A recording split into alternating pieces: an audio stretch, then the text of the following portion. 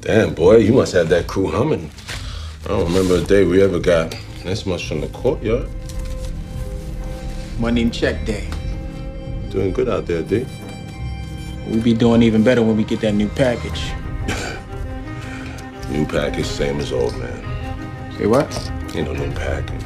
Just gonna put that same shit out in a different color gel cap is all. Might spike that shit with some procaine or some caffeine, but otherwise the same. String, man. People already coming back on us telling us that shit is weak. I know, shit is weak, but, you know, shit is weak all over. The thing is, no matter what we call heroin, it's gonna get sold. Shit is strong, we're gonna sell it. Shit is weak, we're gonna sell twice as much. You know why? Because a fiend, you gonna chase that shit no matter what. It's crazy. We do worse, and we get paid more. The government. Now, remember when you were young, how you used to look up to someone, idolize them, just to find out 10 years later that they weren't half as thorough as you.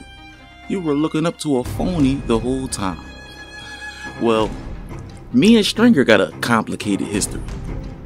Once upon a time, you couldn't convince me that Stringer Bell wasn't the kingpin version of Albert Einstein. And Avon wasn't a fool for not listening to everything Stringer said. But time is the greatest teacher, and I can clearly see String for what he is. You know, when I look at you these days, you know what I see? I see a man without a country. Not hard enough for this right here. Now, the first time that I heard Avon say that, I was surprised, because it's actually a very convenient way to summarize Stringer Bell. A Man Without a Country is the story of Philip Nolan, a lieutenant in the U.S. Army who denounced his country and was exiled to a Navy ship to live out the rest of his days. Now, nobody on the ship whatsoever was allowed to talk to Philip about America, nor was he allowed to stick one of his pinky toes on American soil.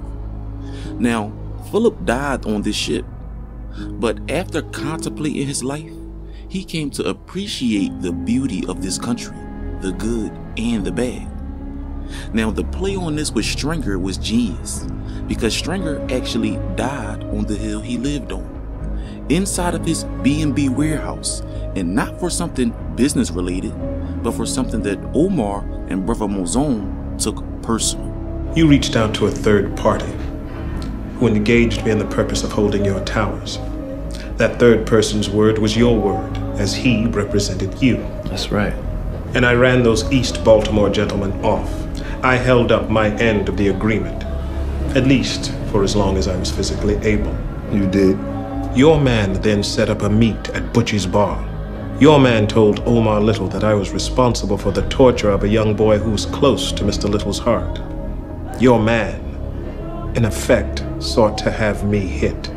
Remember, there is nothing wrong with chasing money, but businessmen like Stringer tend to worship money. And there is a problem, because you will start to see everything through numbers.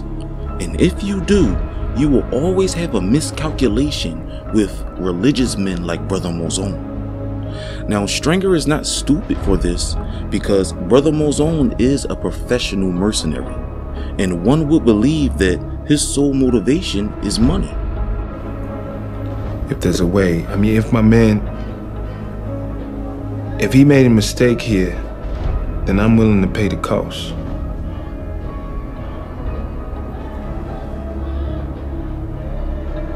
How can we fix it? You want money? Money? Yeah, this is business. Business is where you are now. But what got you here is your word and your reputation. With that alone, you've still got an open line to New York. Without it, you're done. Now, no offense to any of my atheists who might watch the show, but religious people tend to have a stronger sense of honor and conviction. And the perception of death plays a major role in this. Because we believe in an afterlife, of heaven or hell, we have an understanding that there are just some things worse than death. And because death is not as unknown to us, we can embrace it with less fear.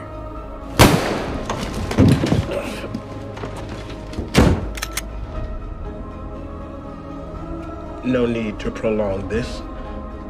Nah, we got time. You kill my man? Nah, he resting. There it is. I'm saying, ain't you wanna know? Not particularly. About a year ago, a boy named Brandon got here in Baltimore. Stuck and burned before he passed. The game is the game. Indeed. See, that boy was beautiful. Wasn't no need for you to do him the way y'all did. You feel me? A year, you say? About that. You got some wrong information.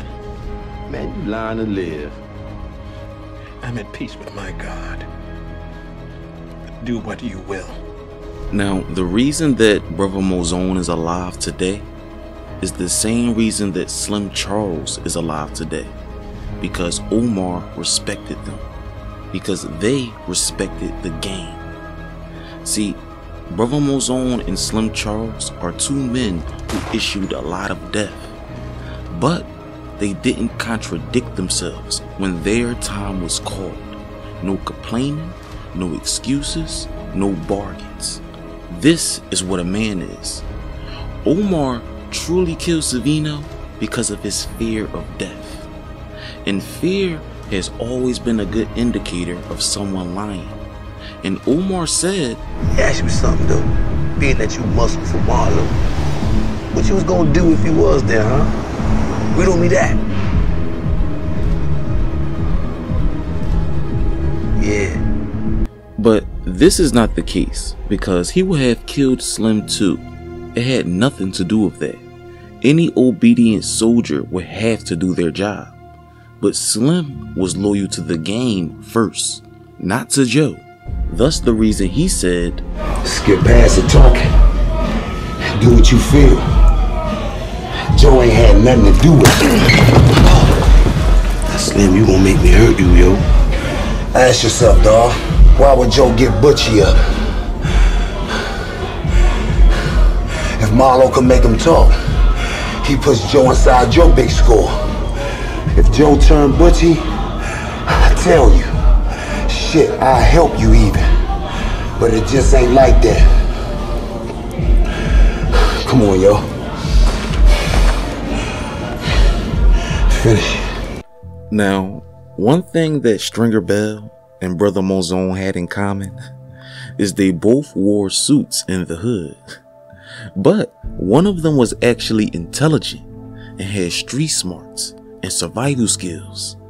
And the other one had a feigned knowledge of the streets and of the business world, but swore that he was the Warren Buffett of the West Side. Now, Stringer miscalculated his scheme, not because he assumed Omar could succeed, because he could have killed Brother Mouzon. Stringer miscalculated because he assumed that Omar actually believed him. He didn't take into account Omar validating the information with Brother Mouzon. And Prop Joe didn't plan for this either, but he was smart enough to distance himself in case something did go wrong. Joe made it thus far by avoiding men like Brother Mouzon. You fucking with me, right? Brother Mouzon from NYC. I went to Avon and told him I didn't have enough muscle to hold down them towers, played it like that. Yeah, and he reached out. Yo, I'm still holding on to this deal. You know what I'm saying? This is just some shit that we gotta deal with. Deal with how? My nigga, I would take the motherfucker out if I could, but Avon can't know it came from his own people, right? You don't think I'm gonna send any of my people up against brother? Shit. That nigga got more bodies on him than a Chinese cemetery. True. But I'm just saying, this your problem, not mine. You want my product, you need to deal with it. Now, the first scene that let me know Stringer Bell wasn't that bright is when he said, in the drug game, we do worse, we get paid more. Now, Stringer wasn't ignorant for the statement because the statement was temporarily true. Y'all was getting paid more because y'all was putting 10 grams of protein on every 1 gram of dope, doubling your money several times over. This is obvious. Came in at 25. All we can do is sprinkle it back. I'll lose my money. I'll lose my money. Step on that motherfucker. Make it 10. Shit now. Nigga, I know. Stringer Bell is ignorant because of the mindset. He assumed this is how the drug game worked permanently. Nigga, everybody would be rich. Y'all was only able to do that because y'all monopolized the projects and the surrounding avenues, giving the neighborhood fiends no other choice but to buy off y'all, because people with better drugs were not allowed to compete. This is why territory matters. It's crazy, you know? We do worse and we get paid more. The government do better and it don't mean no never mind. This shit right here, D, it's forever. Now, because this selfish, greedy scheme worked for a minute, Stringer was making more money for doing worse with drugs. The creature of habit that he is decides to try it again with the muscle. And voila!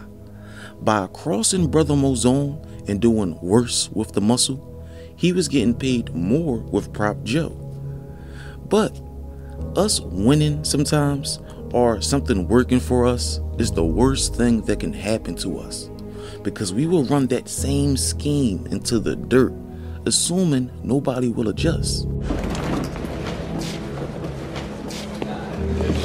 Mr. Lucas, you got 5 minutes? Absolutely. Something I'm thinking about. Maybe you could help me out with? I'll try.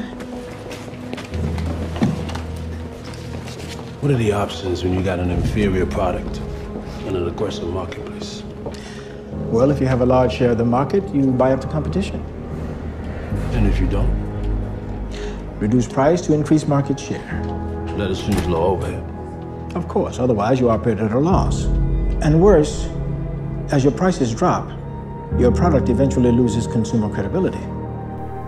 Now, a course on macroeconomics cannot teach you this part of the game. This is not an aggressive marketplace string. This is a lawless marketplace.